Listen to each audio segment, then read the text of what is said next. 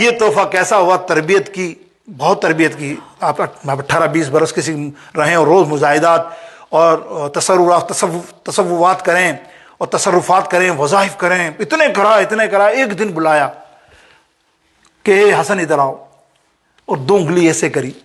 بولا حسن آنکھیں بند کرو، اور اب آنکھیں کھول کر دیکھو اس 2 انگلیوں میں نظر تمہیں کیا آتا ہے؟ حضرت خواجہ معین الدین چشتی سنجری علیہ رحمت الرضوان فرماتے ہیں میں نے دونوں آنکھیں کھولی اور دونوں انگلیوں پر نظر مار کر فرمایا میرے مرشد مجھے ان دونوں انگلیوں میں 18,000 عالم اوپر نظر آ رہے ہیں، 18,000 عالم نیچے نظر آ رہے ہیں. یہ تربیت ہے میرے دوستو بزرگوں. تربیت. اور تربیت کیوں نہ ہو ایک میں چلتے جملہ کہوں نا آپ کو. ولیوں کی فہرست اٹھاؤ، آپ لاکھوں ہوں گے نا بھائی، چلو ہزاروں تم جانتے ہوگے، ہزاروں تو جانتے ہی ہوگے نا یار، لاکھوں چلو میں کہہ رہا ہوں، میں نے پڑھا ہوں. ان کی فہرستوں میں دیکھو، خدا کی قسم کھا رہا ہوں، اس لیے کھا رہا ہوں کہ ان جیسا ولی اللہ کوئی فہرست میں نہیں ہے جس نے اسلام کی خدمت کی ہو. بڑی خدمت سب نے کی، روحانی طور پہ کی سب نے. جو اسلام کی خدمت خواجہ غریب نواز نے کی ہے وہ کسی نے بھی نہیں کی. میں دعوے سے کہہ رہا ہوں کسی تابعی نے بھی نہیں کی، کسی صحابی نے بھی نہیں کی. 90,000 کافر کو ایمان کی دولت دینے والا واحد تنہا خواجہ معین الدین چشتی سنجری ہے. وہ کیوں میں جملہ کہا میں نے کہ وہ ہندوستان کا کس زمانے کا بہت بڑا پادری اور بہت بڑا لکھنے والا وہاں کا عالم بنتا تھا. اس نے کہا میں حیران ہوں کہ اس سرزمین پر ہندوستان میں نہ نبی آئے، نبی علیہ السلام نہیں آئے نا، باقی جگہ پہ تو بہت جگہ بھیجے، نہ اس سرزمین کے اوپر کوئی اکابر صحابی آئے، لیکن اسلام تو دیکھو کتنا پھیلا، اتنا نور اسلام کا. وہ مان گیا کہ واحد کام کس کا ہے؟ خواجہ غریب نواز معین الدین چشتی سنجری کا. تو احسان ہے نا کہ ہم بھی شامل ہیں. ہمارے جتنے جد امجد آپ دیکھو 5ویں 8ویں پشت میں تو آپ کو بھی دیپک لال ملے گا، کوئی مدن لال ملے گا. یہ کمال ہے میرے غریب نواز کا میرے دوستوں کہ اس سرزمین پہ آ کے کلمہ پڑھایا اور پھر یہ پھیلتا گیا کلمہ. کیوں نہ، ہم تو بے رنگ تھے نا، اور ایمان کا رنگ کس نے ڈالا؟ خواجہ غریب نواز نے. اور دیکھو کنا کرم کما چھڈیا بے رنگ انو رنگ لا چھڈیا. ویکھو کنا کرم کما چھڈیا بے رنگ انو رنگ لا چھڈیا.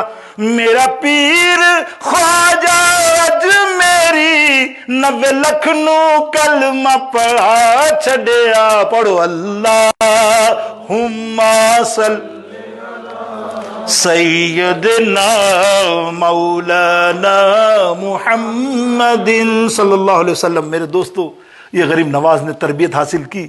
اب مرشد نے دیکھا کہ یہ تو اس پائے پر پہنچ گیا، سینے سے لگایا. بولے معین الدین آج تو نے سب پا لیا، اب چل میرے ساتھ، میں تجھے سرکار علیہ السلام کی بارگاہ میں لے جاؤں. وہ اشارہ ہی ہوگا اللہ والوں کو. اب حج کے لیے سفر میں روانہ ہوئے. کعبہ شریف پہنچ کر وہی جملہ آپ نے کعبے کی سامنے عرض کیا کہ یا اللہ میں تیری بارگاہ اقدس میں معین الدین لیا ہوں، جو وعدہ ہے میرا میں تجھے تیری بارگاہ میں پیش کرتا ہوں تو قبول فرما.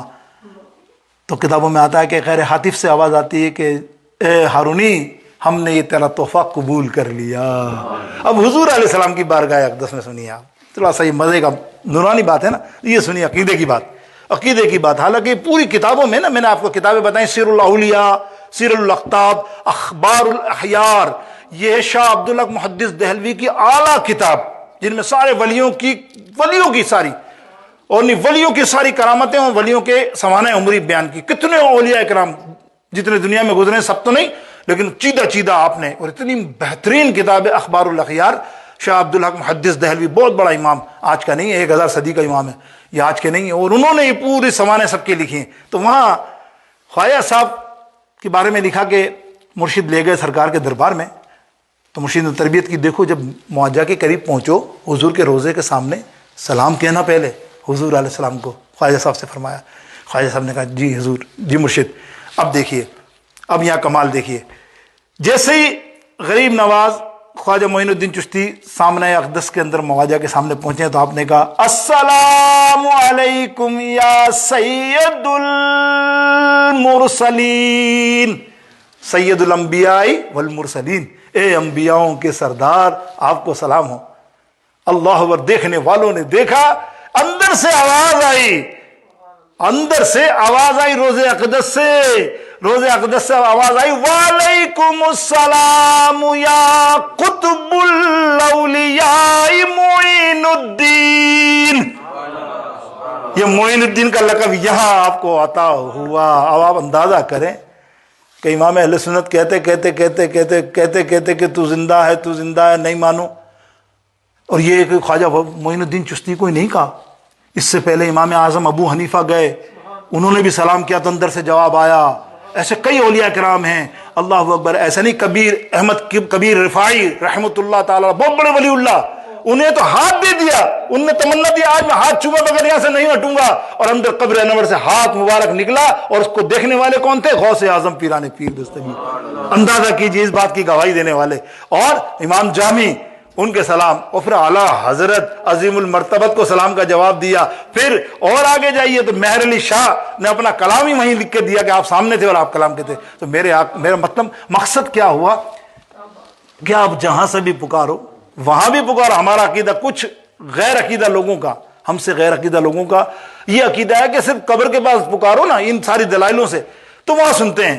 یہ کیسے ہو سکتا ہے کہ جو قبر میں زندہ ہو سب کی سن رہا ہو وہ یہاں کی نہ سنے؟ ارے ہمارا ایمان ہے، ہم جہاں سے بھی پکارے میرے حضور علیہ السلام سنتے ہیں۔ میرے کیا بہترین بات کسی شاعر نے کی، مظفر وارثی نے کی کہ سرکار سنتے ہیں جہاں بھی ہو وہیں سے پکارو، سرکار سنتے ہیں ہستر آئینہ سنتے ہیں پسے دیوار سنتے۔ کیسے سنتے ہیں کہ جہاں بھی ہو وہیں سے دو صدا سرکار سنتے ہیں، سرے آئینہ سنتے ہیں پسے دیوار سنتے ہیں۔ میں صدقے جاؤں ان کی رحمت للعالمین پر۔ آہا کیا بات ہے، دیکھیں آپ، میں صدقے جاؤں ان کی رحمت للعالمین پر، پکارو چاہے جتنا بھی وہ ہر بار سنتے ہیں، پکارو چاہے جتنا بھی وہ ہر بار سنتے۔ میرے آقا سنتے ہیں میرے دوستوں، تو تفصیل ہو جائے میں اگر اب اسی موضوع پہ بات کروں۔ ایسا نہیں ہے کہ میں کہوں کہ یہ مان نہیں رکھتے ہمارے بھائی، ان کے اعلیٰ حضرت، ان کے یہ بد عقیدہ لوگوں کے اعلیٰ حضرت کہلاتے ہیں۔ ابن تیمیہ اس کو یہ اپنا وہ مانتے ہیں، بس گرو بابا، بس جو اس نے کہہ دیا وہ اپنی کتاب میں لکھتا ہے۔ واقعہ پڑھ لیجئے آپ، اپنی کتاب میں واقعہ لکھتا ہے حضور علیہ السلام کے زمانے میں جب حضور علیہ السلام کا وصال ہوا تو ایک اعرابی بدھو دور سے چلتا ہوا آیا تو میرے آقا علیہ السلام کا وصال ہو چکا تھا، 3 دن بعد پہنچا ہے تو پوچھا آقا کہاں ہے؟ تو حضرت علی نے سیدھا قبر پہ جا کے قبر انور پہ کھڑا کر دیا، بولا دیکھ۔ اور وہ رو رہا ہے کہ میں تو وہ آیات ظلموا انفسہم جاؤ کا کہ آپ نے آیات میں بیان کیا کہ جس کے اوپر کوئی گناہ یا ظلم ہو جائے وہ آپ کے دربار میں آ جائے تو آپ اللہ سے معافی دلا دیتے ہیں، آپ سفارش کریں گے، تو میں اس وجہ سے ہی آیا تھا، لیکن آپ تو اب ہو ہی رہو یا رسول اللہ، اب میرے کو کون معافی دے گا؟ میرے گناہوں کی کون دے گا؟ رو رہا اتنے میں سے سب نے سنا۔ جید صحابہ کی یہ سند ہے، ایک نہیں، حضرت علی اس کے راوی ہیں، بے شمار راوی ہیں، سب کہتے ہیں ہم نے قبر انور سے سنا کہ سرکار نے فرمایا ارے وہ گھبراتا کیوں ہے عربی، جا تیرے اللہ نے سارے گناہوں کو معاف کر دیا۔ یہ دلیل حدیث پاک۔ بات یہ ہے کہ موضوع نہیں ہے لیکن بظاہر ہے یہ موضوع اسی میں ہی ہے، ہمارا عقیدہ ہے اس بات پہ۔ جب ہم غریب نواز کی بات کر رہے ہیں تو غریب نواز کو سلام ہوا۔